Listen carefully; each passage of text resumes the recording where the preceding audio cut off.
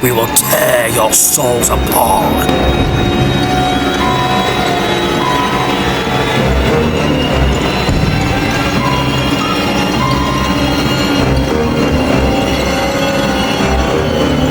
It's time for another horror movie franchise month. In the past horror movie franchise month, this YouTube channel, I've covered the Universal Monsters, Hammer, George Romero Dead Zombie movies, Halloween, Friday the 13th, and A Nightmare on Elm Street. Like in any franchise, once they run out of ideas, what do? They go to space. This year we're going into space. In reality, I'm not really going to space. I'm only just joking. If someone had asked me if I had the opportunity to go to space, my answer is heck no. In today's video, I'll be talking about Alien from 1979, directed by Ridley Scott, who prior to this directed a movie called The Duelist, and later going to become a big A-list director in Hollywood. He later going to direct movies like Blade Runner, Thelma and Louise, Gladiator, Black Hawk Down, American Gangster, and The Martian.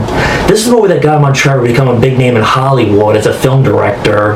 To this day, Ridley Scott is still going very strong as a film director in Hollywood. Alien was written by Dan O'Bannon and Ronald Shusett, who sadly is no longer with us. He passed away last year. Dan O'Bannon prior to this wrote John Carpenter's A Dark Star.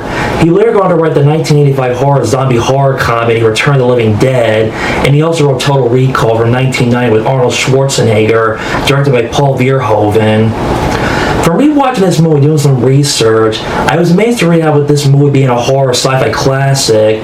Just like Jaws, this movie had a lot of production problems with this movie having so many different rewrites to the script.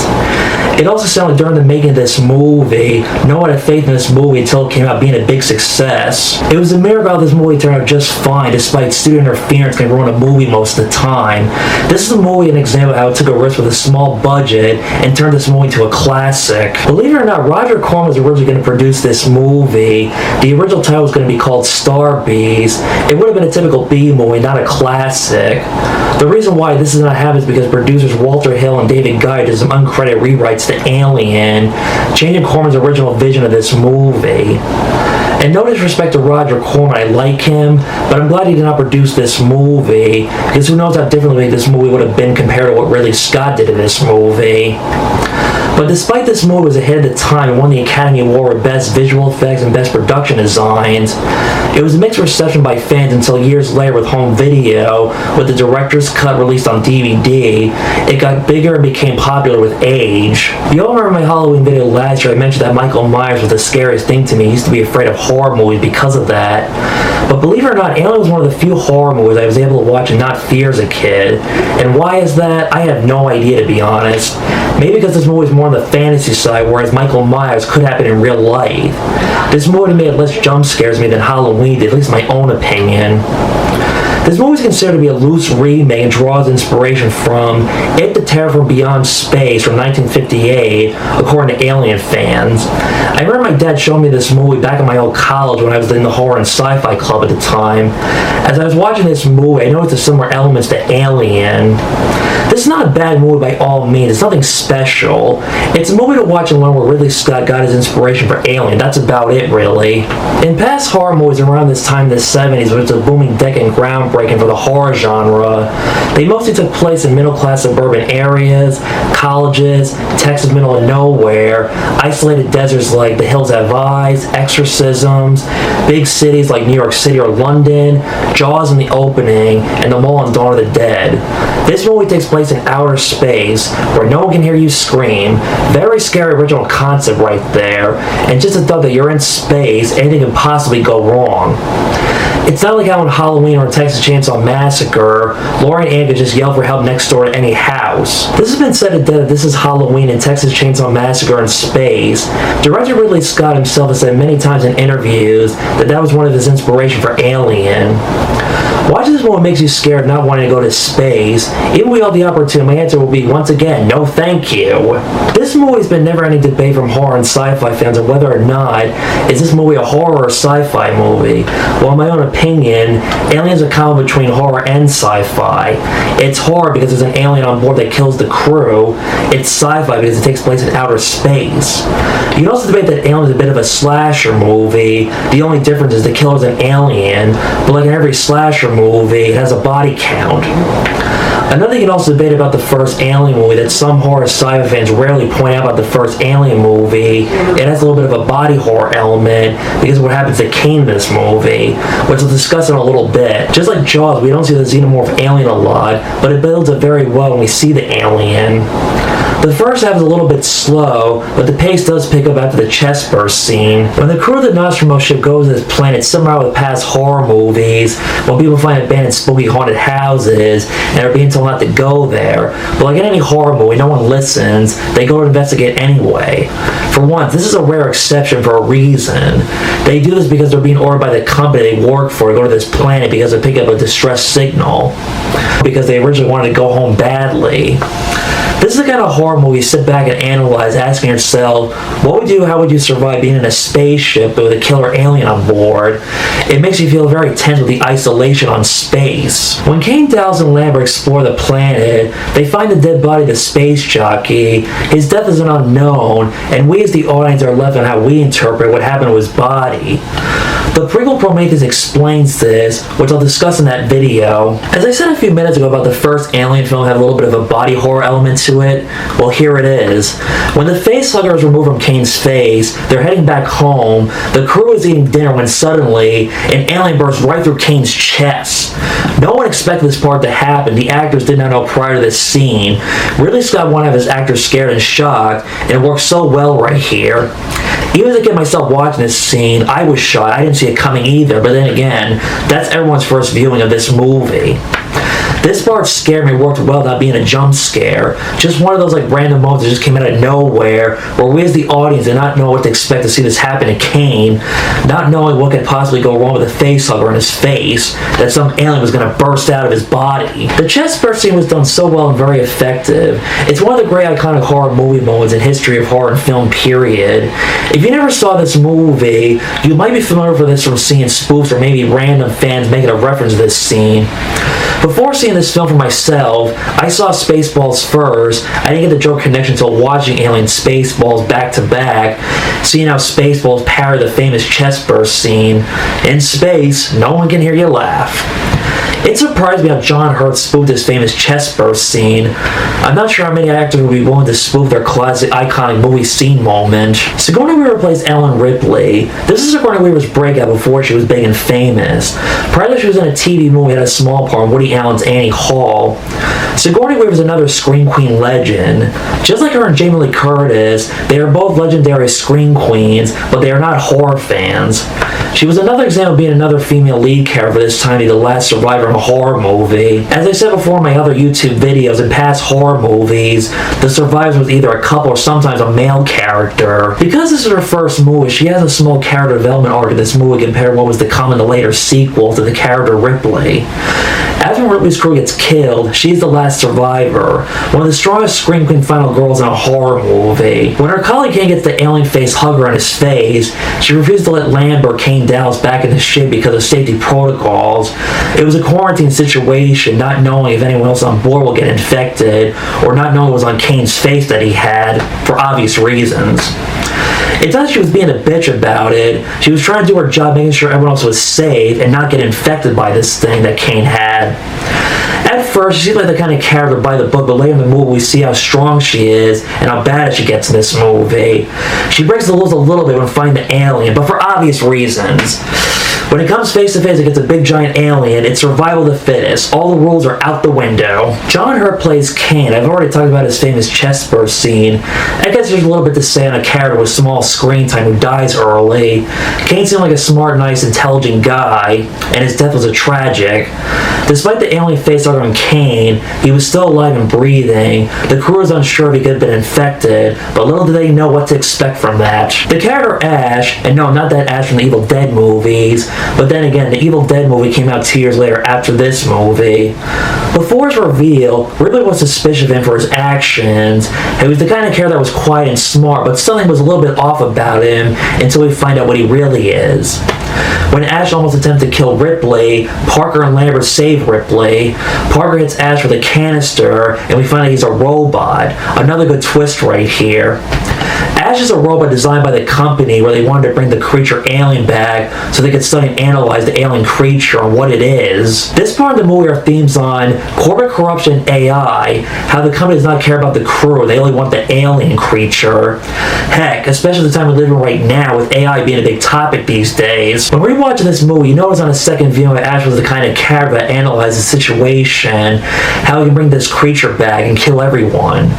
Ash was played by Ian Holm, who later going to play Bilbo Baggins in Peter Jackson's Lord of the Rings trilogy. As a kid watching this for the first time, my dad pointed this out to me, and I'm like, oh wow, that's the same actor from Lord of the Rings.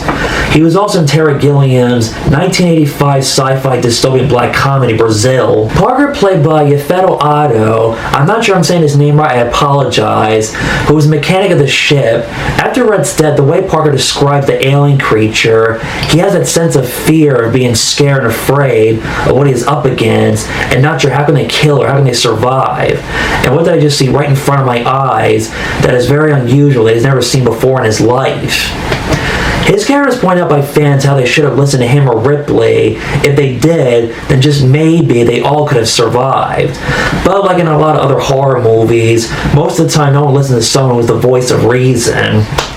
He's a good actor, and sad to say this, he's no longer around anymore. We keep losing the good people. When they land on the planet, he asked Ripley about getting paid for this mission because something was on Solo. I don't know what that was, but the point is, Ripley is joking a lot, messing around and saying, why don't you go fuck off? Dallas, played by Tom Skerritt, you might recognize from David Cronenberg's The Dead Zone, and you also might recognize from the 1986 Top Gun, which is directed by Tony Scott, Ridley Scott's younger brother. When Dallas goes looking for the alien, they detect the aliens coming his way despite he did not see the alien, not knowing he was above the alien, so he could have gotten out alive if he was not given a poor direction. His death was a shock. They thought that he was going to be a survivor in this movie along with Ripley. For a character that died and not survived for this movie, believe it or not, Tom Skerritt was paid top billing for this movie. It's even more shocking when Ripley tries to escape the ship. Before the ship blows up, she finds Dallas and Rhett in the alien cocoon. Like in any other horror movie, she hesitates to kill Dallas. Ripley had no choice because he's been infected by the alien. Dallas mutters, "Kill me." Just like Rhett's blood drip, this scene was also not in the original cut when it first came out. No one saw this until home video on DVD. In 1971, when people saw Alien in the movie theaters, we thought Dallas was dead for sure. I'm not sure how true and 100% accurate this is. I've heard and read that in the original script there was supposed to be a romance between Ripley and Dallas, but this was cut from the script to focus more on the alien threat and the spaceship, which makes more sense. It's interesting to read the original scripts to a movie, if this is true or not, but I'm glad this is not in the movie. I don't see Ripley and Dallas romantically involved. I see them more as friends and are professional and have mutual respect for one another. Red, played by Harry Dean Stanton, who is another mechanic of the ship just like Dallas. When he tries to find the cat, we know he's going to die. It's a no-brainer there. Despite King died from the chest burrs, but I'm not sure he would count that being killed by the alien, to be quite honest. Harry Dean Stanton's character is the first character to die from being killed by the alien. He's also the first person to see how the alien went from small to growing up rapidly fast. It's like, how did he grow up so fast? He has that shocking look. If they had the budget and more control of this movie, think how cool it could have been to see in the movie the alien growing up rapidly fast. But then again, that would have been a big time-consuming commitment right there when you think about it. My friend Bill told me when he was a little kid watching this movie, they did not show the blood dripping down after Brett was killed by the alien. Years later, when Ridley Scott released the movie on DVD showing the director's cut in this version, we see the blood dripping down after Brett is killed by the alien. Alright kids, in case you're wondering, you remember the first Avengers film, Harry Dean Stanton was in it. After when the Hulk comes down, turns back into Bruce Banner after being attacked by Loki, Harry Dean Stanton finds him in the middle of nowhere, asking him, "Are you an alien?" And the Hulk says, "What? From outer space?" And he said, "No, son, you got a condition." In case you're wondering, what was Harry Dean Stanton referencing? He was referencing Alien, of course. Yay! Some people may like the original cut, and that's fine, but for me personally, I like the director's cut better, because that was the first version I saw as a kid. As a kid watching this movie, it did not occur to me how to think about watching both cuts and comparing which cut was more superior. But then again, that's really Scott for you. He's very big on director's cuts. Look at Blade Runner, for example. example. Lambert, played by Veronica Cartwright, who you all might recognize from Alfred Hitchcock The Birds and the 1978 Invasion of the Body Snatchers remake.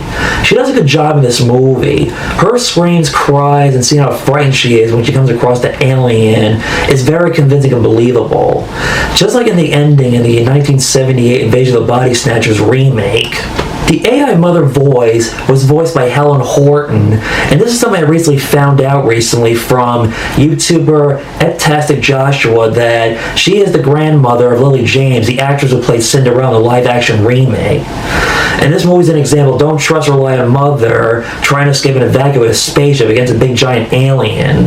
Another example of how AI can't be reliable or trustworthy. I love the look of the xenomorph alien in this movie, one of the coolest and best iconic horror sci-fi villains. The xenomorph alien was designed by H.R. Geiger. Believe it or not, the inspiration for H.I. Geiger's design for the xenomorph alien came from one of his own paintings, Necronomicon 4 painting. H.R. Geiger alien design has been described by alien fans as sexually imagery with a deep psychological, messed up, very deep, and disturbing how the alien xenomorph impregnated a human and the alien bursts out of the chest, or the xenomorph can open their mouths. There's a second mouth inside of them. An example of what we can really fear. The actor who played the xenomorph alien in the costume was named Balaji Badijo. I'm not sure I'm saying his name right, I apologize. Just like the original The Day the Earth Stood Still, the actor who played Gord, this guy wasn't an actor. He was discovered at a bar. Ridley Scott picked him to play the alien because of how tall he was. This was the only movie he ever did. He lived in Nigeria most of his life and owned his own art gallery, was an artist. Sadly, he's no longer with us today. He died in 1992 from sickle cell anemia. When the alien can kill you by spitting out its tongue, it also bleeds. The blood is very acidic. It can burn through people's skin, go right through a wall. This movie has amazing set design. This was another groundbreaking sci-fi movie at the time. Came around the same time as Star Wars. This was the 1970s, no CGI. They used real practical effects. The effects in this movie still hold up very well to this day. The Nostromo space design is really cool, awesome, very authentic and realistic. Especially how prior there's a close and amazing set designs for a space movie with Stanley Kubrick's 1968-2001 A Space Odyssey. A very big ship. I could not find my way around. You would need a map to find your way around this ship. It's very claustrophobic and psychological that the crew is all alone and they can't go anywhere in space for help. And as usual, Jerry Goldsmith's score is awesome, excellent, as usual, legendary. Another iconic horror score, right up there with Halloween, Jaws, and The Exorcist. As a little kid going to Disney World, they used to have the Great Movie Ride, which is no longer around, considered debunked. In the ride, they had a section of the Alien movie. Before seeing Alien, this is my first exposure of it. In the ride said made it feel like you were in the movie, the same sound alarm, and Mother announcing when the ship will blow up. The Sigourney Weaver wax figure statue looks nothing like Sigourney Weaver. I mean, come on. Let's be obvious. But they did perfect the xenomorph alien. I mean, come on. How could you not mess up that design? Just like Jaws, Alien is another movie example of people trying to copy and top what Alien did back in the day. But of course, like any great movie, it's not possible to top what a classic has already done before. Event Horizon is one example that has been compared to an Alien ripoff. I've never seen this movie, but I am aware of its cult status. Also, recently, me and my dad watched the 1989 sci-fi horror movie Leviathan, if I'm saying that right, which had an alien vibe and also a little bit of John Carpenter's The Thing remake. In 2017, the movie Life was considered by fans to have an alien vibe to it, but I've never seen that movie. There are probably tons of other Alien movie rip-off examples, but I'll be here forever trying to point them out. Alien is a sci-fi horror classic, very well done. It became very iconic. It's a must-watch and a very important horror sci-fi movie in history. This is not a sci-fi B-movie. It's a great movie. You may think the first half is a little slow and dry, but once the alien's on the ship, you're invested, keeps you on your toes, becomes very scary and suspenseful. This is one of my all-time favorite horror sci-fi movies combined into one. This is one of Ridley Scott's best movies ever. And of course, like I said before in my previous videos with movie franchises, when they made a movie that was a big hit and became a classic, what did they do? They franchised it. They made tons of comic books where the alien fought Batman, Superman, the Justice League, which I highly recommend. I read those comic books. They're very good. Of course, there are probably tons of and hundreds and probably Lord knows how many video games there are of the Xenomorph Alien. I would like to maybe someday check out this Hulu Alien show. Stay tuned tomorrow for Aliens.